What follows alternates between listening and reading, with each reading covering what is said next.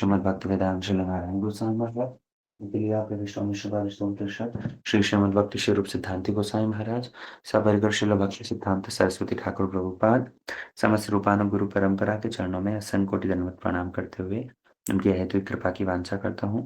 आप सब उपस्थित वैष्णव वैष्णवी हरिकथा सुनने वाले समस्त भक्तों के चरणों में मेरे यथायथ प्रणाम।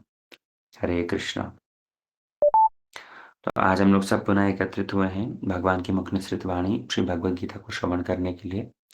आप लोग विगत 1 घंटे से हरिनाम कर रहे थे। भगवान के नाम के उपरांत भगवान की ही मुख निसृत वाणी भगवद गीता को हम लोग द्वितीय अध्याय श्रवण कर रहे थे।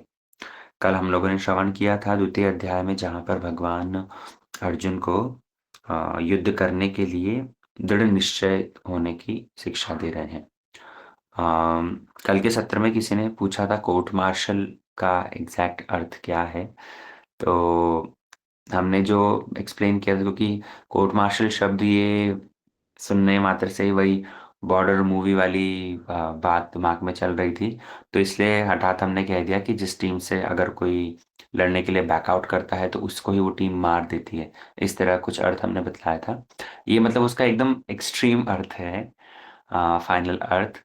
तो वास्तव में कोर्ट मार्शल का मतलब होता है कि आपके ऊपर कार्रवाई की जाएगी।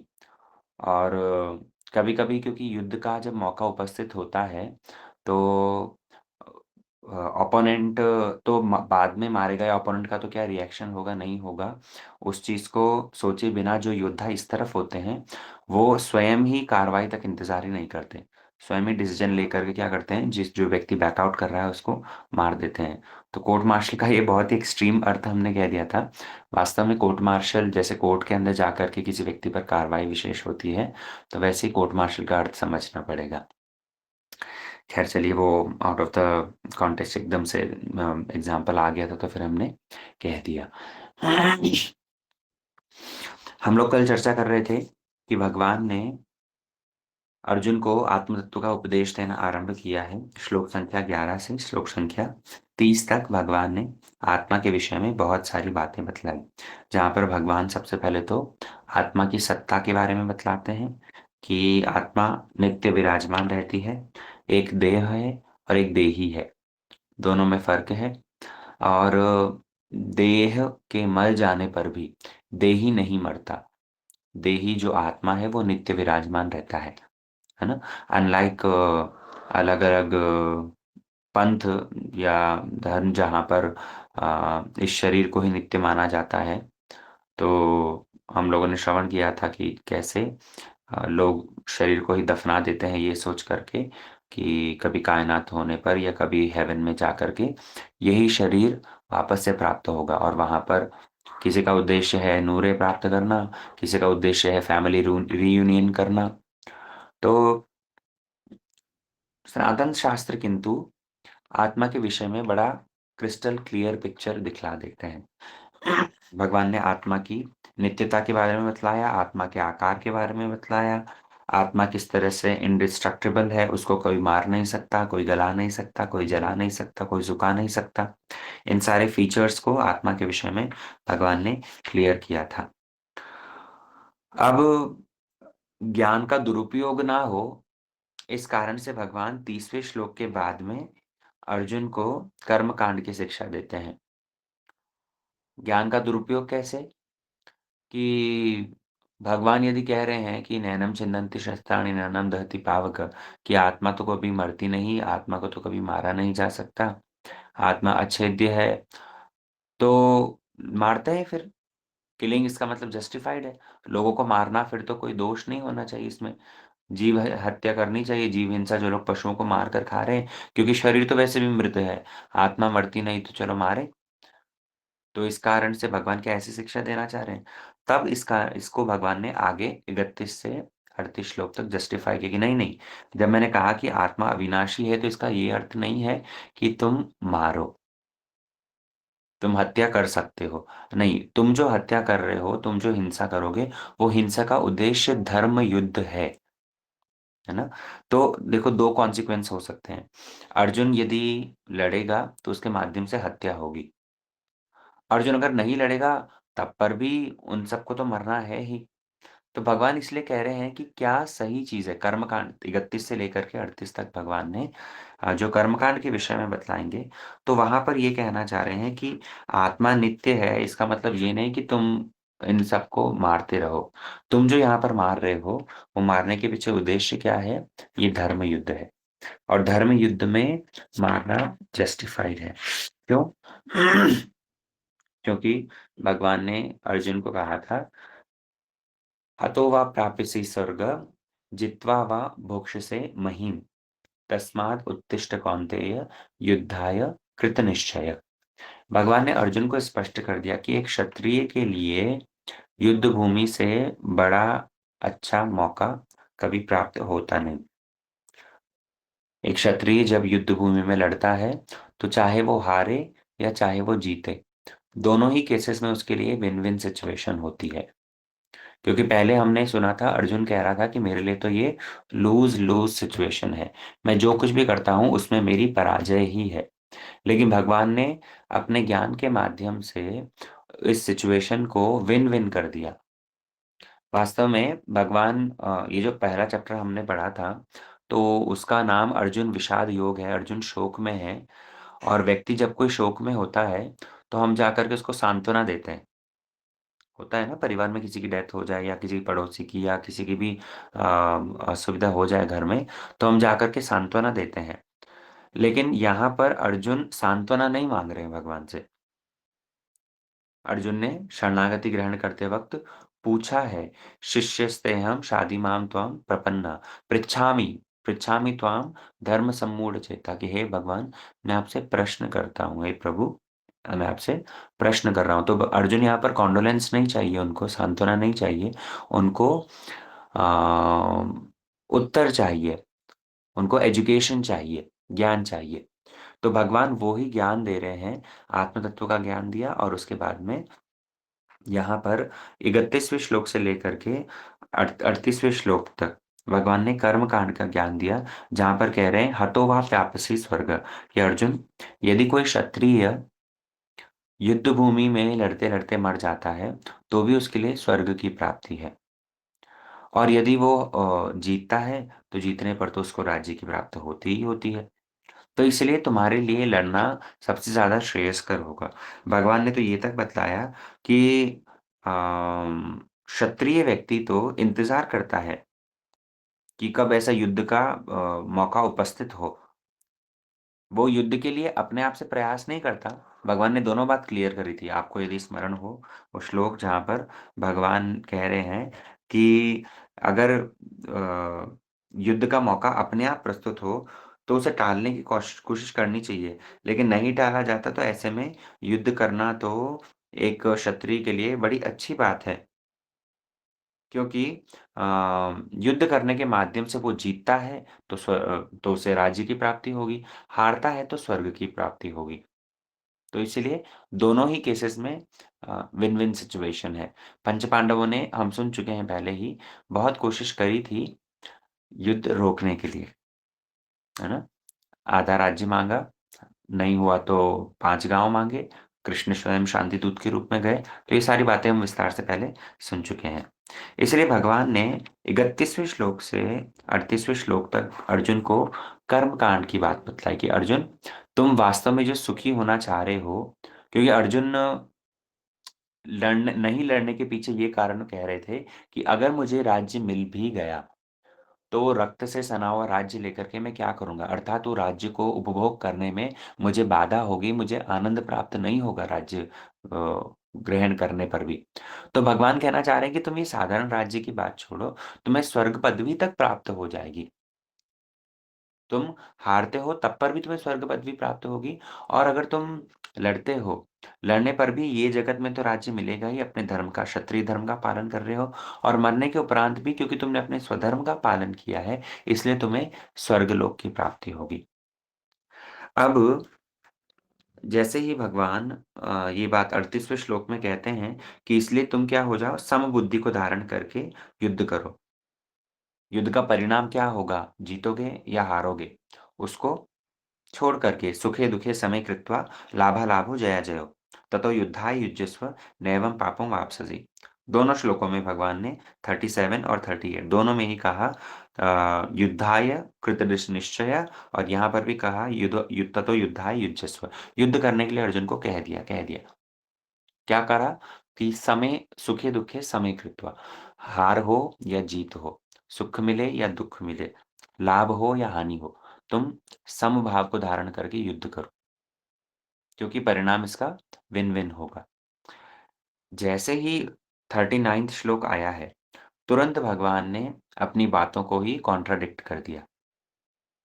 अब देखो, जो वक्ता होता है, वो वक्ता यदि किसी बात को कह रहा है और उस बात को, जैसे किसी ने कहा कि आज मैं आपको इसके 4 कारण हो सकते हैं, और 4 कारण के कहते-कहते उन्होंने जो 5 कारण कह दिए। तो ये 2 कारण से हो सकता है, या तो बाय मिस्टेक हो गया, या फिर इंटेंशनली हुआ है, पर्पज़ली हुआ है। अर्जुन को भगवान ये सब बातें जब कह रहे हैं, 38वें श्लोक में उन्होंने कहा कि सुख-दुःख आए, हानि-लाभ हो, जय-पराजय हो, तुम सम हो जाओ। लेकिन 39th श्लोक में पुनः कह रहे हैं कि सुख-दुःख के बारे में चिंता नहीं करके और बुद्धि योग का आश्रय लो। तो ये जो सडन शिफ्ट हुआ है, ये भगवान, क्या मिस्टेक उनसे भूल हुई थी या इंटेंशनली किया है? जैसे इंटेंशनली क्यों होगा? कभी-कभी क्या कहता है, वक्ता बोलता है तो बोलने के बाद में चेक करता है कि वास्तव में श्रोता सुन रहा है कि नहीं। इस कारण से भी कभी-कभी भूल बोलते हैं। कभी-कभी तो भूल अपने आप हो जाती है, तो वो तो अनइंटेंशनल है। लेकिन कभी-कभी जान करके गलत बोलते हैं, ये चेक करने के लिए कि श्रोता सुन रहा है कि नहीं। तो यहाँ पर 29वें 39th श्लोक के अंदर भगवान जो ये सडन शिफ्ट दिखा रहे हैं अपने विचारों में, ये अर्जुन को क्या कहना चाह रहे हैं? अर्जुन को ये कहना चाह रहे हैं भगवान कि देखो, मैंने तुम्हें जो स्वर्ग प्राप्ति की बात बतलाई है, 31 से 38वें श्लोक तक जो तुम्हें स्वर्ग प्राप्ति बतलाई है, तो उस स्वर्ग प्राप्ति से भी ऊपर एक पोज़ीशन है ना? हमारा तो ये चतुर्दश ब्रह्मांड है, हम बीच में हैं पृथ्वी पर। पृथ्वी के ऊपर पुनः 6 लोक हैं, और पृथ्वी के नीचे पुनः 7 लोक हैं। तो ये चतुर्दश ब्रह्मांड जो है, इस चतुर्दश ब्रह्मांड में स्वर्गलोक ऊपर है और नर्क इत्यादि लोक नीचे है ना? तो भगवान अर्जुन को ये कहना चाह रहे हैं कि पृथ्वी से स्वर्गलोक जाना, ये भी तुम्हारे लिए प्रमोशन है, और पृथ्वी से भगवान के धाम में जाना, ये भी तुम्हारे लिए प्रमोशन है। तो दोनों ही विचारों से, दोनों ही क्रियाओं से, दोनों ही डेस्टिनेशंस पर जाने के लिए तुम प्रचेष्टा कर सकते हो अर्जुन। कैसे कर सकते हो? अगर तुम 31 श्लोक से 38वें श्लोक तक का पालन करते हो, अर्थात कर्मकांड का पालन करते हो, तो कर्मकांड का पालन करने के माध्यम से तो तुमको स्वर्गलोक की प्राप्ति होगी, है ना? और अगर तुम, अब मैं बुद्धि योग के विषय में जो बतलाऊँगा, तो उस चीज़ का पालन करते हो तो तुम्हें भगवत धाम की प्राप्ति हो सकती है। इसलिए भगवान अर्जुन को यहाँ 39 श्लोक में अब कहने लगे कि बुद्धि युक्तो यया पार्थ कर्म बंधम प्रहास्यसि, कि जो व्यक्ति बुद्धि योग का आश्रय लेकर के कार्य करता है, तो उसको कभी कर्म के बंधन में पड़ना नहीं पड़ता। भगवान ने कहा एषा ते अभिहिता सांख्ये बुद्धि योग तो इमाम शृणु। अब तक मैंने जो कुछ भी कहा था वो सांख्य मतलब एक सिस्टमैटिक तरीके से मैंने तुम्हें आत्म तत्व का उपदेश दिया। अब किंतु बुद्धि योग के बारे में बता रहा हूँ। इसलिए यहाँ से भगवान के विचारों में एकदम सडन शिफ्ट आरंभ हुआ है। 40वें श्लोक से उन्होंने बुद्धि योग का वर्णन करना आरंभ किया। बुद्धि योग के द्वारा कैसे नित्य वस्तु की प्राप्ति होती है वो बतलाया। बुद्धि योग की आवश्यकता क्या है? बहुशाखाइनन्ताश्च बुद्धयो अव्यवसायिनाम्। भगवान ने अर्जुन को कहा फ़ोकस्ड रहो, जिसकी बुद्धि बहुशाखाइनन्ताश्च, जैसे बहुत सारी शाखाओं में बटी रहने वाली बुद्धि कभी भी एका एक ए वन वन पॉइंटेड नहीं होती। एकेह कुरु नन्दन, भगवान ने कहा कि तुम अपनी बुद्धि को वन पॉइंटेड करो। वन पॉइंटेड मतलब हमें युद्ध करना है, तो युद्ध करने के पीछे हमारा पर्पस क्या है? भगवान इन सब बातों को वर्णन कर रहे हैं और तभी आ जाता है बहुत ही मुख्य श्लोक गीता का, कर्मण्येवाधिकारस्ते मा फलेषु कदाचन, मा कर्मफल हेतुर्भुः मा ते संगोऽस्तु कर्मणि। ये श्लोक की हमने बहुत विस्तृत व्याख्या पूरी एक क्लास के अंदर श्रवण करी थी, जहाँ पर भगवान अर्जुन को कह रहे हैं कि अर्जुन, मा फलेषु कदाचन, कि तुम्हारा युद्ध करने में अधिकार है, किंतु युद्ध के का जो परिणाम होगा, तुम उस विषय में ज़्यादा चिंता मत करो। हम सारी बातें अर्जुन के कॉन्टेक्स्ट में ही समझ रहे हैं, क्योंकि भगवान ने अर्जुन को ये ज्ञान दिया। वास्तव में हम इसे अपने जीवन में भी अप्लाई करके कॉन्टेक्स्ट के अकॉर्डिंग समझ सकते हैं। भगवान कह रहे हैं कर्मण्येवाधिकारस्ते मा फलेषु कदाचन। व्यक्ति का कर्म करने में तो अधिकार होता है, फल में अधिकार नहीं होता। क्यों? क्योंकि फल की जो प्राप्ति होती है वो केवल मात्र कर्म करने वाले व्यक्ति के अकेले प्रयास से नहीं होती।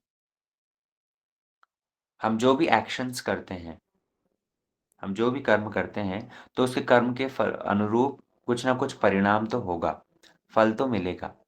लेकिन करने वाले व्यक्ति को हमेशा परिणाम की चिंता करके कर्म नहीं करने हैं।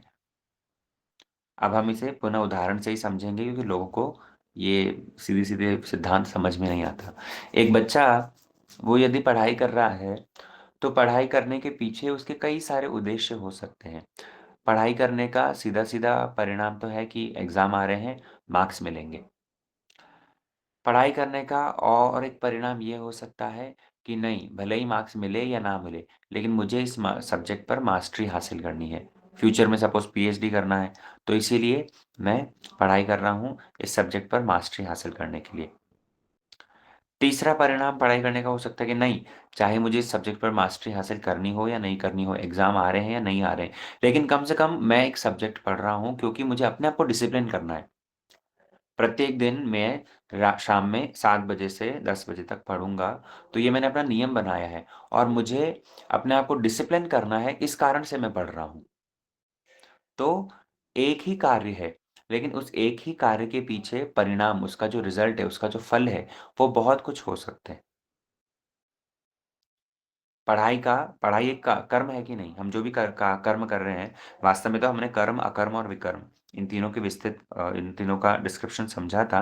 लेकिन साधारणतः बहुत जनरल लेवल पर मैं समझा रहा हूँ, जहाँ पर भगवान कहते हैं कि अर्जुन, कर्मण्येवाधिकारस्ते मा फलेषु कदाचन, कि अर्जुन, कार्य को करने के पीछे जो उद्देश्य है, वो उद्देश्य श्रेष्ठ कई सारे हो सकते हैं। इसलिए हमेशा उद्देश्य को लक्ष्य करके कार्य मत करो। कार्य को अपनी ड्यूटी मान करके करो। इसलिए पढ़ाई करने वाला व्यक्ति केवल मात्र यही सोच कर के पढ़े कि मुझे मार्क्स मिलेंगे, तो वो बड़ा ही परेशानी में रहेगा। हमेशा परिणाम की यदि चिंता करता रहेगा, तो बहुत परेशानी में रहेगा। हालाँकि कोई ये सोच सकता है कि अगर पढ़ाई करने के माध्यम से मार्क्स ही नहीं मिलेंगे, तो मैं पढ़ूँ ही क्यों? तो भगवान ने इस बात को भी दूसरी लाइन में स्पष्ट कर दिया, माँ कर्मफल हेतुर्भुर माते संगोस्तु कर्मणि, कि बिल्कुल ये भी मत सोचना कि अब मार्क्स ही नहीं मिलेंगे तो पढ़ना ही क्यों? नहीं, नहीं, नहीं। कर्म नहीं करने से तुम्हारी आसक्ति नहीं होनी चाहिए। तुम अपना कार्य करो, लेकिन कार्य, उसका जो परिणाम होगा, उस परिणाम के विषय में चिंतित मत रहो। इसलिए भगवान कहते हैं कि अपने आप को कर्ता मत मानो। 4 बातें, कर्म करो, लेकिन कर्म के फल की इच्छा मत रखो। और कर्म किया है तो कुछ न कुछ फल तो मिलेगा ही। तो जब फल प्राप्त होगा, तो अपने आप को करने वाला डूअर मत मानो। माँ कर्मफल हेतुर्भुर, तुम्हारे कारण ये हुआ है, ऐसा मत मानो। क्यों? क्योंकि तुम्हारे अकेले के कारण नहीं हुआ है। बच्चा जब पढ़ाई कर रहा है, पढ़ाई करने के माध्यम से मार्क्स तो मिलेंगे, लेकिन मार्क्स जब मिल रहे हैं, तो केवल मात्र बच्चे के अकेले प्रयास से मार्क्स नहीं मिले हैं। टीचर ने पहले उसको पढ़ाया था, तब जाकर के उसको समझ में आया है, अब जाकर के वो स्वयं पढ़ कर के मार्क्स ऑब्टेन कर रहा है। तो माँ कर्मफल हेतुर्भुर, कि तुम ही एकमात्र इस फल के परिणाम हो ऐसा मत सोचो। और माते संगोस्तु कर्मणि, अपने आप को ही कर्म से असंग मत करो। भगवान ने इस तरह से ये बात बतलाई। तो हमेशा हमें लक्ष्य करना है कि हम जो भी कार्य कर रहे हैं, जैसे आध्यात्म पथ पर हैं, अगर हम भगवत भजन कर रहे हैं, भगवत भजन करने के पीछे उद्देश्य ये हो कि हमारी सांसारिक कामनाएँ पूरी पूरी हो जाए। भगवान का नाम चिंतामणि है, भगवान नाम जप करते हैं, तो उसके माध्यम से हमारी सांसारिक कामनाएँ पूर्ति हो जाए। तो ये उसका एक परिणाम है। भगवान का नाम जप करने के माध्यम से स्वर्ग इत्यादि लोकों को और उससे भी श्रेष्ठ दुख कष्टों को निवारण हो जाएगा, मोक्ष की प्राप्ति हो जाएगी। तो ये उसका एक परिणाम हो सकता है। और भगवान का भजन कर रहे हैं, भक्ति अंगों का पालन कर रहे हैं, भगवान का नाम जाप करते हैं, भगवान की प्रीति के लिए। गुरुजी ने आदेश दिया था इसलिए, जैसे हम कथा कह रहे हैं, तो कथा कहने के पीछे ये उद्देश्य हो सकता है कि आप लोग सब समझें। भगवद गीता पढ़ाई जा रही है, तो एक उद्देश्य हो सकता है कि आप लोग को सबको समझ में आए। एक उद्देश्य हो सकता है कि नहीं, भगवद गीता मैं कह रहा हूँ, तो मुझे मेरी खुद की अंडरस्टैंडिंग क्लियर से क्लियर होती जाए। जैसे-जैसे सब्जेक्ट पढ़ाया जाता है, वैसे-वैसे टीचर अपने आप स्वयं और एक्सपर्ट होता रहता है। तो दूसरा उद्देश्य हो सकता है कि नहीं, मुझे स्वयं इस सब्जेक्ट पर मास्टरी हासिल करनी है। तीसरा उद्देश्य हो सकता है कि नहीं, गुरुदेव ने आदेश दिया है, इस कारण से प्रत्येक दिन सवेरे के सत्र में हम एकत्रित होते हैं और ये कुछ शास्त्र चर्चा सुनते हैं, श्रवण करते हैं। और चौथा उद्देश्य हो सकता है कि क्योंकि भगवान की मुख निसृत वाणी है, तो भगवान की प्रीति के लिए हम ये कार्य कर रहे हैं। सुनने वाले सुन रहे हैं, कहने वाले कह रहे हैं। तो एक कार्य के बहुत सारे उद्देश्य हो सकते हैं। एक कार्य का, एक कर्म का फल जो प्राप्त होगा, वो भिन्न हो सकता है। अब हमारे ऊपर निर्भर करता है कि हम किस फल को लक्ष्य करके कार्य कर रहे हैं। इसलिए भगवान ने अर्जुन को पहले ही कह दिया कि तुम फल को लक्ष्य करो ही मत। तुम कार्य करो, उस कार्य को करने के लिए ततो युद्धाय युज्यस्व। तुम उस कार्य को करने के लिए वो कार्य करो, है ना? गुरुदेव ने कहा है कथा करो, तो कथा करने के लिए कथा करो। उनके आदेश पालन करने के लिए, भगवान की प्रीति के लिए, ऐसे कई सारे उसके उद्देश्य हो सकते हैं। भगवान इसीलिए अर्जुन को ये कर्म योग, इसी को कहा कर्म योग। भगवान ने 31 से 38वें श्लोक तक कर्म कांड की शिक्षा दी, जिसके माध्यम से स्वर्ग प्राप्ति हो सकती है। लेकिन भगवान पुनः वापस 39 से ऑलमोस्ट 53 तक आई थिंक भगवान ये कर्म योग का उपदेश देते हैं, जहाँ पर स्वर्ग नहीं, स्वर्ग से भी ऊपर भगवत धाम की प्राप्ति हो सकती है। इसलिए भगवान अर्जुन को ये बुद्धि योग, कर्म योग की शिक्षा प्रदान कर रहे हैं।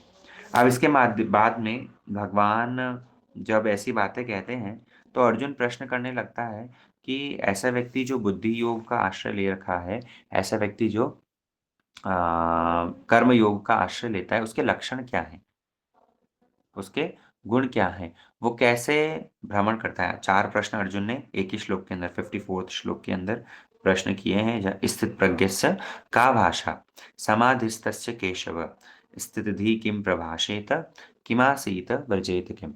तो यहाँ से फिर भगवान स्थित प्रज्ञ के लक्षणों का वर्णन आरंभ करते हैं, जहाँ पर उन्होंने स्थित प्रज्ञ का एक मुख्य लक्षण वर्णन किया कि विषया विनिवर्तन्ते निराहारस्य देहिनां रसवर्जं रसोऽप्यस्य परम दृष्ट्वा निवर्तते।